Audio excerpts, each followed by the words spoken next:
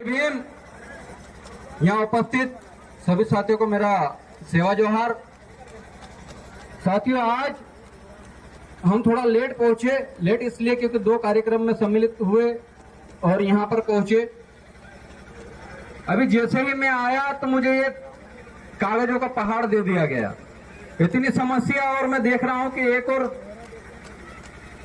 200-250 page का और bunch लेके भाई और बैठे हैं। धार जिला या आदिवासी क्षेत्र है, यहाँ पर 244 लागू होती है, जहां पर सबसे ज्यादा प्रताड़ित भी आदिवासी किए जा रहे हैं। क्या कारण रहा कि आदिवासी प्रताड़ित किए जा रहे हैं? क्योंकि हम आप जैसे लोग कुछ ही संख्या में बोलने लगे हैं, सब बोलने नहीं लगे हैं, सब उन कागजों को पढ़ने नहीं लगे हैं जो संविधान में हमको अधिकार दिए हैं। ये जो 5वें अनुसूचित एरिया है, यहाँ पे नौकरी करने वाला सभी लोग, चाहे वो कलेक्टर हो चाहे एसपी हो, यहाँ के नौकर हैं। और नौकरों को जो काम दिया जाता है वो काम है आदिवासियों की सुरक्षा करना, आदिवासियों को प्रताड़ित करना नहीं। संविधान की शपथ लेकर यहाँ पर नौकरी कर रहे लोगों को ये पता होना चाहिए कि जिस संविधान की बदौलत आपकी नौकरी लगी है, वो संविधान में जिस जगह पर आपको नौकरी करने के लिए भेजा गया है वो विशेष एरिया है। विशेष एरिया यानी कि 5वीं अनुसूची का एरिया, 244 का एरिया। मैंने सुना था कि 2 दिन पूर्व यहाँ के कलेक्टर महोदय और एसपी महोदय ने कह दिया कि शांति भंग करने वाले आप लोग कार्यक्रम नहीं कर सकते। अरे भैया, आप तो नौकरी करने आए, नौकरी करिए। आदिवासियों के संविधान के साथ छेड़छाड़ क्यों करते हैं? वरना ये जो है ना, हम लोग कहते हैं कि हम लोग जब बैठते हैं तो ग्राम सभा बैठते हैं, और ग्राम सभा जब बैठते हैं तो ग्राम सभा ये भी तय कर देती है कि सरकारी नौकर सही काम नहीं कर रहा तो उसके खिलाफ भी नोटिस निकाल देते हैं। हम वो लोग हैं ना। हम अभी थोड़ा बहुत पढ़ने लिखने लगे हैं और समझने लग गए, पता है हमको कि संविधान में क्या लिखा है।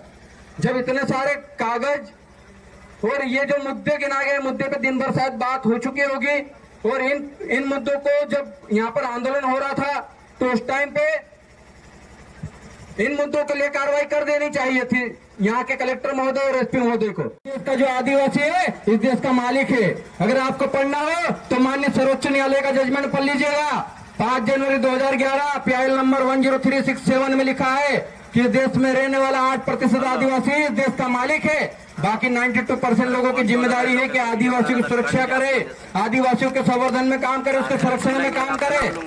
लेकिन अगर कलेक्टर और यहाँ का एसपी, चाहे कोई भी हो, चाहे पुलिस प्रशासन के व्यक्ति जो भी हो, अगर आदिवासियों को सताओगे तो आपके खिलाफ भी वारंट निकालना हम भी जानते हैं। हमारी भी अपनी एक कोर्ट है जिसको ग्राम सभा कहते हैं। अभी भीम भाई ने कहा होगा मुझसे पढ़ो, 13-3 के तहत जो ग्राम सभा आयोजित होती है, उस ग्राम सभा के तहत हम लोगों ने शुरू नहीं किया है ना। हम लोगों ने शुरू नहीं किया है कि नोटिस देना और लेना। हम चाहते हैं संविधान के तहत जो काम हो रहा है कीजिए, नहीं तो हम लोग भी आ जाएंगे अपनी औकात पे। और जिस दिन संविधान को छोड़ दिए और टंटे बन गए, उस दिन भागते हुए फुर्सत नहीं मिलेगी आप लोगों को। हमको मजबूर मत कीजिए टंटे बिल बनने पर। जिस टंटे बिल से अंग्रेज भी भाग गए थे, आप लोग तो यहीं के हो। हम तो चाहते हैं कि शासन प्रशासन का समाज बना रहे और जो दोषी उन पे कार्रवाई हो। लेकिन जिस तरीके से जातिगत भेदभाव करके एक जाति के लोगों पर कार्रवाई की जाती है और दूसरी जाति के लोगों को बचाया जाता है, ये बंद होना चाहिए। जो आपकी नौकरी सरकार की बदौलत नहीं, संविधान की बदौलत है। बार बार कह रहा हूं, मुझसे पूर्व वक्ता नोटियाल जी ने कहा, हमारे भाई ने कहा कि हम तो आवेदन निवेदन और बाद में दे दनादन, हम दे दनादन की स्थिति में नहीं आना चाहते। हम नहीं आना चाहते दे दनादन की स्थिति में। हम संवैधानिक बात करना चाहते हैं और संविधान के तहत बात करना चाहते हैं। वरना जिस दिन भी हम लोग टंटे भील बन गए, उस दिन ये धार क्या पूरा मध्य प्रदेश, पूरा भारत छोड़ के आप लोगों को यहाँ से खदेड़ के आपके मादरे वतन भेज देंगे जहां से आए हो। ये याद रखिएगा। जब भी आदिवासियों पर जुर्म होता है, जब भी आदिवासी झूठे केसों में आदिवासियों को जेलों में बंद किया जाता है, यहाँ का पुलिस प्रशासन ये याद रखे कि आपकी सीआरपीसी आईपीसी के सेक्शन 5 धारा 5 में पढ़ लीजिएगा कि आदिवासियों पर सीआरपीसी आईपीसी लागू नहीं होती है। इसके बावजूद भी धार जिले में आदिवासियों पर झूठे मुकदमे दर्ज किए जाते हैं। ये बंद कर दीजिए, वरना आने वाला समय आदिवासियों का आने वाला है और क्रांति की अलग जाग चुकी है। जिस दिन भी ये लोग आज जितनी संख्या में अगली बार, अभी तो अनिश्चितकालीन धरना चलेगा, अगर हमने आज 3 कार्यक्रम अगर दूसरी जगह नहीं होते तो पूरा ग्राउंड फुल हो जाता। हमारे बिरसा मुंडा जी की जयंती आ रही है, उसके उपलक्ष्य में लगातार कार्यक्रम चल रहे हैं। 10-10 हजार के लोग वहां पर बैठे हुए हैं। अगर उन लोगों को यहाँ बुला लिया तो आपके पैर रखने की जगह नहीं होगी, आपके प्रशासन को खड़े रहने की जगह नहीं होगी। जो नवासा में जो हमारे भाई पर ट्रैक्टर चलाकर मार दिया गया, जो 3 बहनों को साथ बलात्कार करके उनको सामूहिक बलात्कार कर दिया और आप लोगों ने एक्शन नहीं लिया, और जरा सी बात पे अभी छोटे छोटे केस चल रहे हैं। जरा सी जो महुए की जो दारू होती है ना, महुए की दारू जो 5 लीटर या 10 लीटर अपने पीने के लिए रख रहा है, उनपे केस बना रहे आप। और ये जो आपको रेप करने वाले लोग दिखाई नहीं दे रहे, आंख से अंधे होकर मत बैठिए साहब।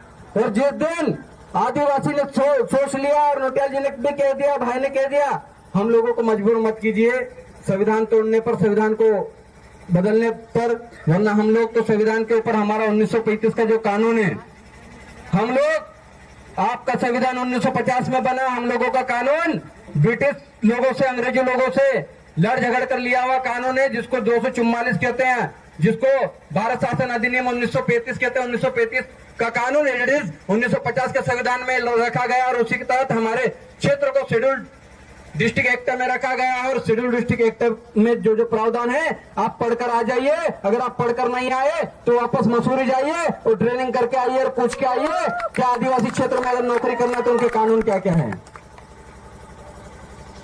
जो मुझे कागज दिए गए थे इसमें, एक जो भाई जगदीश पिता जो सागौर के रहने वाले हैं, आजकल क्या हो रहा है कि आदिवासी लोगों की जो आदिवासी ग्राम होते हैं, वहां ग्राम में सरकारी जमीन बताकर प्रशासन के लोग सरकारी जमीनों को कब्जा कर रहे हैं। अरे भाई, आपकी भू राजस्व संहिता 1959 के धारा 57 में लिखा है कि जहां पर स्पेशल लॉ लागू होता है वहां पर आपका सामान्य प्रशासन लागू नहीं होगा। फिर क्यों आप लोग हमारी जमीन पर बेदखली का नोटिस देते हैं, हमारी जमीन से हमको खदेड़ने का काम कर रहे हैं? ये बंद कर दीजिए। आप लोगों को साथियों में बता दूं, आप लोगों के यहाँ जब भी आपकी ग्राम सभा के परमिशन के बगैर कोई भी फैक्ट्री, कोई भी कंपनी या कोई भी आपको नोटिस नहीं दे सकता, लेकिन इसके बावजूद भू राजस्व संहिता को तार करके संविधान के अवहेलना करते हुए आप लोग काम कर रहे, तो आप पे भी देशद्रोह का मुकदमा हम लोग चलवाएंगे। अब आप अपने कानून पढ़िए, हम अपने कानून बताते हैं। जब समता जजमेंट 1997 कहता है कि अनुसूचित क्षेत्र में प्रशासन सरकार की 1 इंच जमीन नहीं है, तो ये सरकारी प्रशासन के लोग जो तहसीलदार, कलेक्टर होते हैं, एसडीएम होते हैं, ये कहते हैं ये सरकारी जमीन है, इस जमीन को आप खाली कर दो। तो मैं पूछता हूं कि समता जजमेंट जब कहती है 1 इंच जमीन नहीं, तुम्हारी जमीन कहां से आई? आपकी जमीन कहां से आई? जब आपकी जमीन नहीं है तो आपको नोटिस देने का भी अधिकार नहीं है। और जितने भी ग्राम पंचायत में जितने भी नए सरपंच बने हैं, पटेल बने हैं, सबको बता देना कि हमारी जमीन पर हमारा राज है। जो जमीन है वो ग्राम सभा की, किसी सरकार की नहीं है जो खाली करके चले जाएं। 40 साल से रह रहे बंदों को, 40 साल से रह रहे बुजुर्गों को, लोगों को नोटिस देकर घर खाली करवाया जा रहा है। भैया, आपकी जमीन नहीं। जब हमने आरटीआई लगा के शासन प्रशासन से पूछा कि ये बताए कि 1950 के नोटिफाइड एरिया में जो दर्शाई गई जो जमीन है और अभी जिसको सरकारी जमीन बताया जाता है वो जमीन किसकी है, तो प्रशासन क्या कहता पता आपको? इस संबंध में इस जानकारी जो आपके द्वारा मांगी गई जानकारी है, ये कार्यालय से संबंधित नहीं है। आप कृपया ग्वालियर जाके पता करें। तो भाई, जब आपको पता नहीं है कि वो जमीन आपकी है, तो आप नोटिस देने वाले होते कौन हो? आप लोगों को ये पढ़ना पड़ेगा, ये जानना पड़ेगा, क्योंकि आजकल आदिवासी एरिया में जितनी भी जमीनें हैं वो चाहे इंडस्ट्रियल एरिया के नाम पे, चाहे फैक्ट्री के नाम पे छीनी जा रही है, लोगों को वहां से भगाया जा रहा है। ये नहीं होना चाहिए। आज अगर आदिवासी जिंदा है तो जमीन की बदौलत है, अपनी संस्कृति की बदौलत है। आदिवासियों के पास अब बची कुछ 1.5 एकड़, 2 एकड़ या 1-1 बीघा जमीन बची है। वो जमीन को भी खत्म कर दिया जाएगा तो रहोगे कहाँ रहोगे? पानी में रहोगे क्या? पानी में कोई नहीं जिंदा बचता। जमीन है तो आदिवासी जिंदा है। और एक चीज ये भी याद रखना कि जो लोग आदिवासियों को खत्म करना चाहते हैं वो भी याद रखें, जब तक आदिवासी है तब तक आप भी जिंदा हो। और जिस दिन आदिवासी निपट गया, जिस दिन आदिवासी जिंदा नहीं बचा, आप भी जिंदा नहीं बच पाओगे। प्रकृति को बचाने वाला आदिवासी, जीवों को बचाने वाला आदिवासी, जीवों का संरक्षण करने वाला आदिवासी, और उसी आदिवासी को मारोगे तो मानव जाति भी जिंदा नहीं बच पाएगी। ये कह देना चाहता हूं। साहूकारी अधिनियम बनाया मध्य प्रदेश सरकार ने। साहूकारी अधिनियम बनाने के बाद सबको कहा गया, कलेक्टर को आदेश दिए गए कि कलेक्टर इस अधिनियम को लागू करवाने के लिए काम करेगा। लेकिन आज भी आदिवासी क्षेत्र में फर्जी तरीके से साहूकार लोग आदिवासियों को पैसा देकर उनसे पैसा वसूल कर रहे हैं, फिर भी कलेक्टर महोदय कार्रवाई नहीं कर रहे हैं। कलेक्टर महोदय, आज उसके संबंध में भी आपसे बात होगी और आपको मैं सूचना दे दूं कि हम लोग आपसे मुलाकात करना चाहते हैं। आज हम आपसे मुलाकात करना चाहते हैं और सभी मुद्दों पे आंख से आंख मिलाकर बात करना चाहते हैं, फेस टू फेस बात करना चाहते हैं। इसलिए आप जल्दी आ जाइए, आप आ जाइए, क्योंकि हम लोग ऑफिस के अंदर नहीं आएंगे, यही है, यहीं बैठे रहेंगे। कलेक्टर का काम है, मालिक कह रहे हैं कि आप नौकर यहाँ उपस्थित हो जाए। यहाँ के मालिक आपसे आंख मिलाकर बात करना चाहते हैं। आपको जब भी समय दिया गया, हमारे जो यहाँ के धार के साथी हैं, उन्होंने जो समय दिया उस समय पर उपस्थित हो जाएं।